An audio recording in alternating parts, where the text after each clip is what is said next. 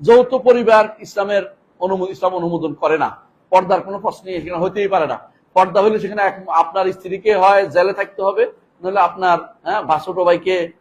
ছোট ভাইকে জেলে থাকতে হবে, মানে দুজনে একজনকে আপনার আটকে রাখতে হবে। এই জন্য ইসলাম যৌথ পরিবারের কথা বলে না। ইসলাম বলে যে আপনার বাবা মা যেহেতু পরিবারের লোক, তারা থাকতে পারে, কারণ তারা তো মাহরাম। এর বাইরে আপনার এমন কোন ভাইকে আপনার সাথে রাখতে পারবেন না যিনি গায়রে মাহরাম। আপনার স্ত্রীকে দেখা তার জন্য জায়েজ নাই, এবং তার সাথে বসে গল্প করাও জায়েজ নাই। অধিকাংশ ফিতনা এখান থেকে হয়। দয়া করে যৌথ পরিবারের কথা বলবেন না। যৌথ পরিবার যদি আপনি বাধ্য হন তাহলে ওই একজনকে জেলে রাখতে হবে, বুঝছেন তো?